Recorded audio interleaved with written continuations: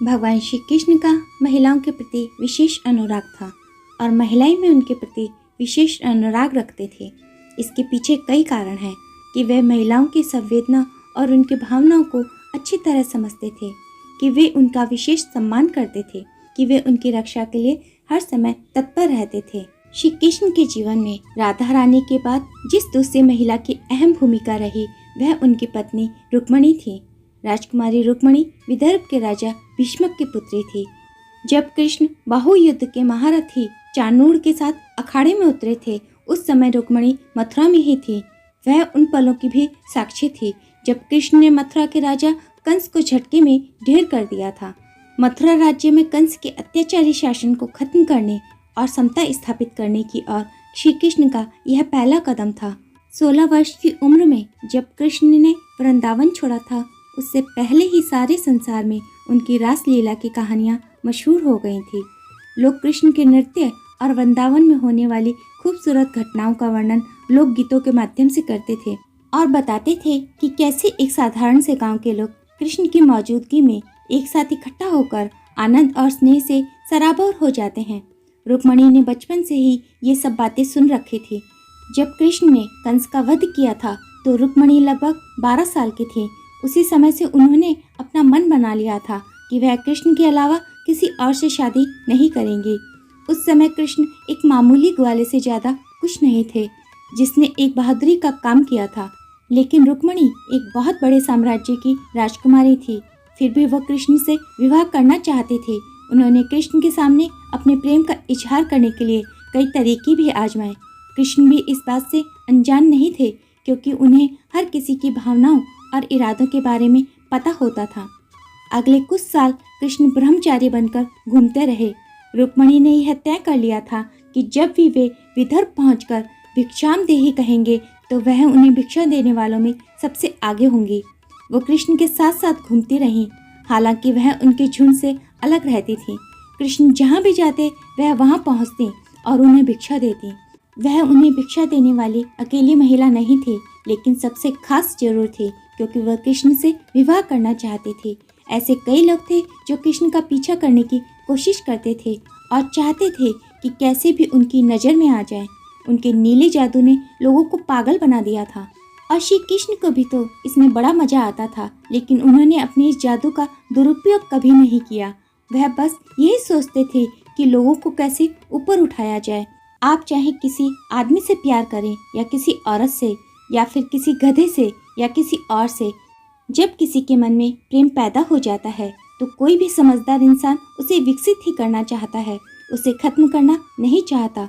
संभव है कि किसी तरह की भावनात्मक व्यवस्था के चलते वह अपने प्यार की दिशा मोड़ने की कोशिश करे, लेकिन उसे खत्म कभी नहीं करना चाहेगा।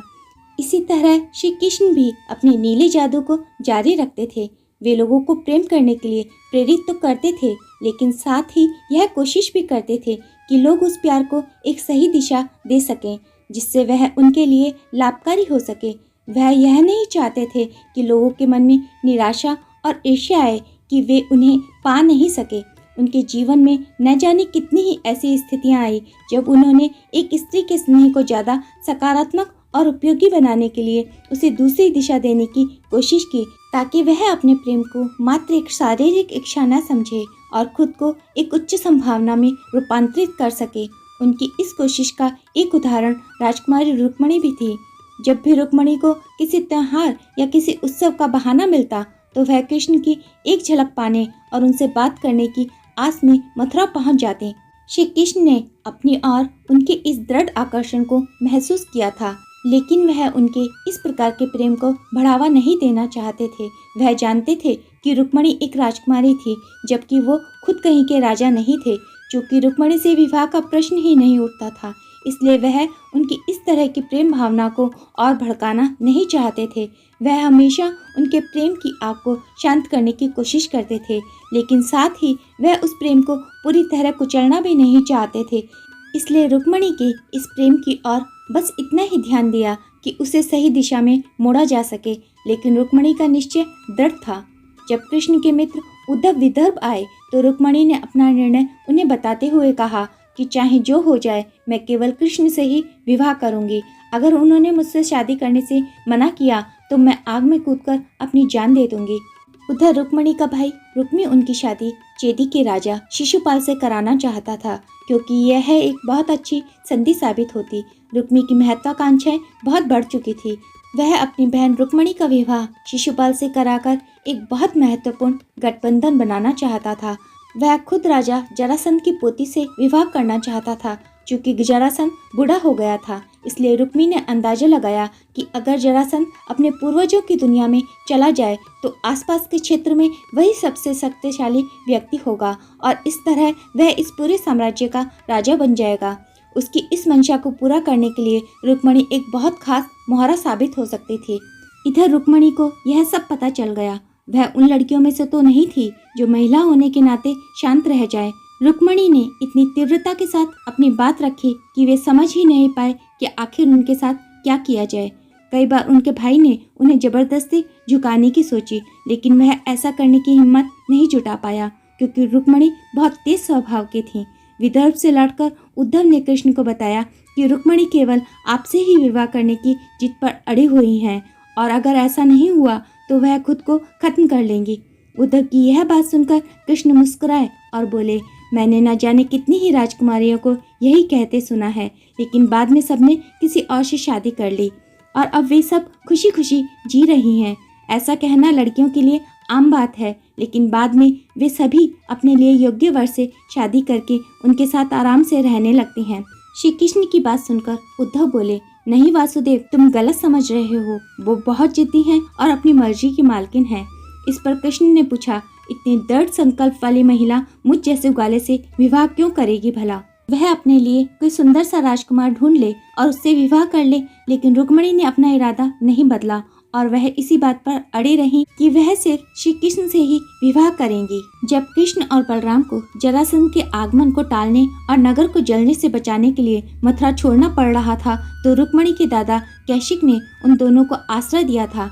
ऐसा उन्होंने इसलिए किया था क्योंकि रुक्मणी ने उन्हें धमकी दी थी कि अगर उन्होंने उन दोनों जरूरतमंदों की मदद नहीं की तो वह उनके सामने ही अपनी जान दे देंगी। ऐसे में कैशिक के सामने इन दोनों लड़कों को सहारा देने के अलावा और कोई चारा नहीं बचा था। कुछ समय बाद रुक्मणी के लिए एक स्वयंवर का आयोजन किया गया। वैसे तो स्वयंवर एक ऐसा आयोजन होता है जिसमें राजकुमारी अपना मनपसंद वर चुन सकती है। हालांकि यह स्वयंवर सिर्फ दिखावे के लिए ही किया गया था, क्योंकि इसमें केवल उन्हीं राजाओं को आमंत्रित किया गया था जो रुक्मणी के योग्य नहीं थे। सब कुछ पहले से ही तय कर लिया गया था, क्योंकि किसी भी हालत में रुक्मणी की शादी शिशुपाल से होनी तय थी। यह सुनिश्चित करने के लिए खुद जरासंध भी वहां मौजूद था। जब यह योजना बन रही थी तो रुक्मणी ने अपने पिता और भाई से झगड़ा करके ये सब रोकने की हर संभव कोशिश की, लेकिन वे दोनों नहीं माने। उन्होंने सारे नगर को उत्सव के लिए तैयार करवा दिया। शाही तौर तरीकों को नकारते हुए रुक्मणी महल से निकलकर नगर की सड़कों पर निकल आई और सारी सजावट को बिगाड़ने लगी। यह सब कुछ इतना हैरान कर देने वाला था कि कोई ऐसा सोच भी नहीं सकता था, लेकिन इस सब के बावजूद उस नकली स्वयंवर का होना तय था और रुक्मणी इसमें फंस भी गई थी। अंत में रुक्मणी ने तय कर लिया कि अगर वह इसे टाल नहीं पाई तो वह अपनी जिंदगी खत्म कर लेंगी। कृष्ण ने ऐसा दिखावा किया कि जैसे वे इन सब घटनाओं से अनजान हो। एक बिल्कुल ही अलग वजह बताते हुए उन्होंने मथुरा में रथों की एक दौड़ का आयोजन किया, जो कि वहां बहुत समय से नहीं हुई थी।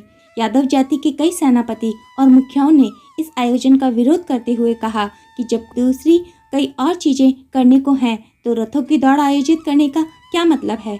श्री कृष्ण ने कहा, अगर हम इतना बड़ा आयोजन करते हैं तो हजारों रथ और इतने कुशल सारथियों को देखकर दूसरे राजाओं की नजरों में यादवों की प्रतिष्ठा और भी बढ़ जाएगी। यह अपने आप में ही बड़ी बात है, इसलिए इस उत्सव को होने दीजिए। इसके बाद दौड़ में हिस्सा लेने के लिए लोगों ने गुरु संदीपन और श्वेतकेतु के मार्गदर्शन में प्रशिक्षण लेना शुरू कर दिया और कुछ ही महीनों में बहुत सारे लोगों ने कुशलता के साथ रथों और घोड़ों पर काबू पाना सीख लिया। जिस दिन विदर्भ में रुक्मणी का स्वयंवर होना था, रथों के इस दौड़ का आयोजन भी मथुरा में उसी दिन रखा गया।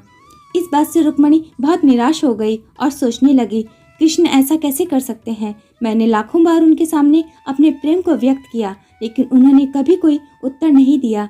अब जबकि मेरी जिंदगी दांव पर लगी है, उन्हें रथों की दौड़ सूझ रही है। इसी बीच कृष्ण ने यादवों के राजा उग्रसेन को इस बात के लिए प्रोत्साहित किया कि वह अपने पुत्र को शासक नियुक्त कर दे और बिना निमंत्रण के ही स्वयंवर में चले जाए। लेकिन यह योजना काम नहीं कर सकी। रथ दौड़ की सारी तैयारी पूरी हो चुकी थी, लेकिन दौड़ से 3 दिन पहले उसमें भाग लेने वाले प्रतिभागी रात में अचानक ही गायब हो गए। श्री कृष्ण ने सब जगह यह खबर फैला दी कि उनका मित्र और उप सेनापति सात्यकी उनके खिलाफ होकर आदि सेना के साथ फरार हो गया है। लोगों में इस बात की चर्चा शुरू हो गई कि कृष्ण का करीबी साथी ही उन्हें छोड़कर चला गया है। अब क्या होगा? लेकिन पता चला कि रथ दौड़ और स्वयंवर जो एक ही दिन होने थे, उससे पहले वाली रात बाकी बची सेना भी कृष्ण के साथ मथुरा छोड़कर चली गई। स्वयंवर वाली सुबह सारी यादव फौज रुक्मिणी के पिता राजा भीष्मक के महल के बाहर विदर्भ में इकट्ठी हो गई। किसी की नज़र में आए बिना सेना छोटी छोटी टुकड़ों में बढ़ गई थी और फिर सभी सैनिक अलग अलग दिशाओं से आकर एक जगह इकट्ठे हो गए थे। अचानक इतनी बड़ी सेना को देखकर, जिसका नेतृत्व श्री कृष्ण कर रहे थे, वहां मौजूद सभी लोग डर गए। लोगों को पता लगा कि कृष्ण रुक्मिणी का अपहरण करके ले जाएंगे और उन्हें अपनी पत्नी बना लेंगे। लेकिन श्री कृष्ण ने ऐसा नहीं किया और अपनी सेना को बाहर छोड़कर वह निहत्थे ही नगर की ओर बढ़ने लगे। उन्हें इस तरह आता देख सभी लोग हैरान रह गए और सोचने लगे कि यह कैसा बेवकूफ आदमी है जो निहत्था ही चला आ रहा है। लेकिन कृष्ण तो वहाँ के राजा और रुक्मिणी के दादा कौशिक के लिए कुछ सुंदर उपहार लेकर आए थे, जिन्होंने उन्हें कुछ समय पहले ही आश्रय दिया था। श्री कृष्ण ने कौशिक के पास जाकर कहा, मैं यहाँ दुल्हन का अपहरण करने नहीं आया हूँ, बल्कि यह बताने आया हूँ कि जो कुछ यहाँ हो रहा है वह अन्याय है। एक लड़की की शादी उसकी मर्जी के खिलाफ की जा रही है। स्वयंवर एक पवित्र परंपरा है जो हजारों सालों से चली आ रही है, लेकिन अब आप इसे अपने फायदे के लिए इस्तेमाल करके इसे अपवित्र कर रहे हैं। आपने इसे इस तरह आयोजित किया है कि लड़की के लिए कोई विकल्प ही नहीं बचता। मैं यहाँ दुल्हन को लेने नहीं बल्कि इस स्वयंवर को रोकने आया हूँ। आप यह स्वयंवर नहीं कर सकते। इसी बीच उनकी सेना भी पूरी मुस्तैदी के साथ वहाँ तैनात हो गई। कोई भी उस समय लड़ाई के लिए तैयार नहीं था, इसलिए वहाँ मौजूद लोगों ने स्वयंवर रोक दिया।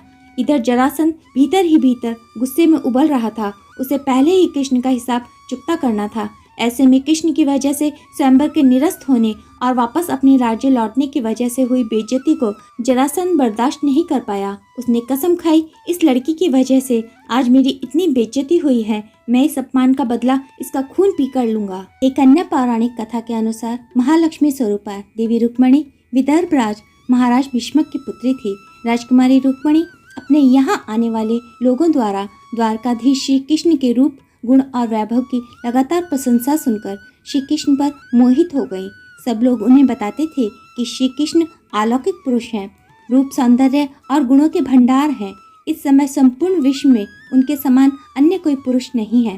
देवी रुक्मिणी श्री कृष्ण से प्रेम करने लगी और मन ही मन उन्हें अपना पति भी मान लिया और निश्चय कर लिया कि श्री कृष्ण को छोड़कर किसी को भी पति रूप में वरण नहीं करेंगी। उन्होंने अपनी यह इच्छा अपने माता पिता को भी बता दी। उनके माता पिता को इस बात से कोई आपत्ति नहीं थी, लेकिन रुक्मिणी का भाई और कृष्ण दो ही रुक्मिणी ने अपनी बहन का विवाह अपने मित्र शिशुपाल से तय कर दिया। तब राजकुमारी रुक्मिणी रोजाना गौरी मंदिर में जाकर पार्वती जी को मनाने लगी। इसी बीच उन्होंने अपने विश्वास पात्र ब्राह्मण को अपना एक पत्र देकर श्री कृष्ण के पास भेज दिया। इस पत्र को रुक्मिणी मंगल पत्रम के नाम से जाना जाता है। इस पत्र में देवी रुक्मिणी ने श्री कृष्ण के प्रति अपने प्रेम को प्रकट किया था और उन्हें अपनी पत्नी के रूप में स्वीकार करने की प्रार्थना की थी। द्वारका में द्वारकाधीश मंदिर से कुछ दूरी पर स्थित मां रुक्मिणी देवी मंदिर में सुरक्षित रखे इस पत्र के अनुसार श्री कृष्ण को लिखा यह पत्र 7 श्लोकों में समाविष्ट है। राजकुमारी रुक्मिणी भगवान श्री कृष्ण को संबोधित करते हुए पत्र में लिखती हैं, हे भुवन सुंदर, आपके गुण सुनने वाले के कानों के रास्ते से हृदय में प्रवेश कर एक एक अंग के ताप और जन्म जन्म की जलन को बुझा देते हैं तथा आपका रूप सौंदर्य संसार के सभी नेत्रधारी जीवों के चारों पुरुषार्थ एवं समस्त सुखों को प्रदान करते हैं।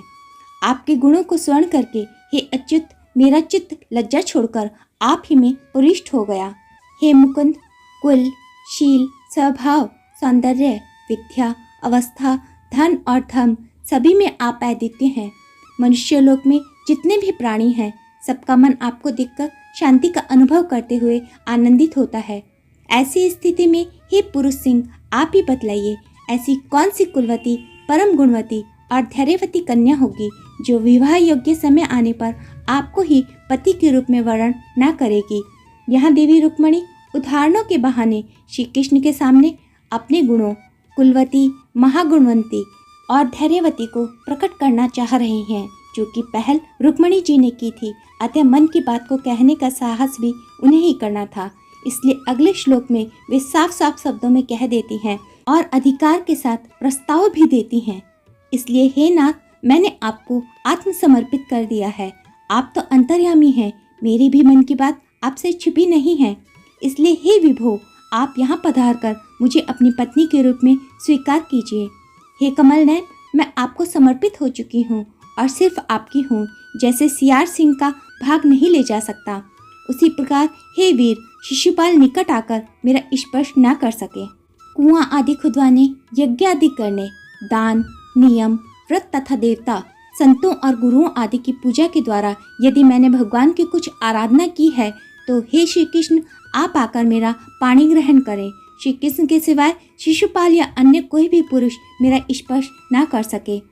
हे अजीत, जिस दिन मेरा विवाह होने वाला है, उससे एक दिन पहले ही आप सेनापतियों के साथ गुप्त रूप से विदर्भ देश में आ जाइए और अपने बल पराक्रम से शिशुपाल तथा जरासंध की सेना को परास्त करते हुए मेरे साथ राक्षस विधि के अनुसार विवाह कर लीजिए।